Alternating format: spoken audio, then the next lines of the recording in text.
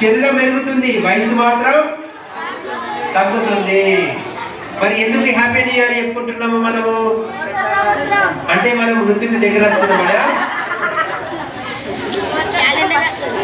కాదు కదా.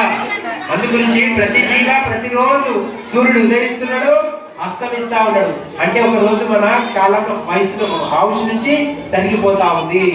అందుకనే ప్లీజ్ దయచేసి మనం అందరం ఏం చేయాలి?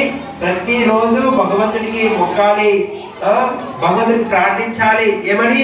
ఓ స్వామి, నాకు ఇలాంటి పాపాలు అపరాధాలు చేయకుండా నాకు మంచి బుద్ధి లక్షణాన్ని ఇవ్వమని చెప్పని నేర్పిస్తా ఉంటారు, కొడుతూ ఉంటారు.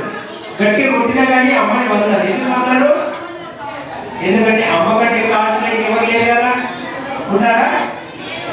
లేదు. అదే విధంగా అందరికీ మన ఆశ్రయ భగవంతుడు. ఆ భగవంతుని ఆశ్రయం తీసుకున్న వాళ్ళు ఖచ్చితంగా ఆనందంగా ఉంటారు.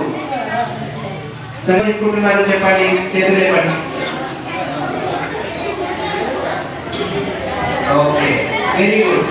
సో భగవద్గీత తీసుకొని ఏం చేయాలి? పూజ రూమ్ లో పెట్టాలి, అంతేనా? శ్లోకాలు నేర్చుకోవాలి. ఎవరైతే శ్లోకాలు భగవద్గీత శ్లోకాలు నేర్చుకుంటారో వాళ్ళ జ్ఞానం మీద ఎప్పుడు చెడు మాటలు రావు. ఎవరైతే భగవద్గీత శ్లోకాలు చదువుతారో నేర్చుకుంటారో వాళ్ళకి ఎప్పుడు దుఃఖం రాదు. ఎంతమంది దుఃఖపడాలనుకుంటున్నారో చేతులు లేపండి.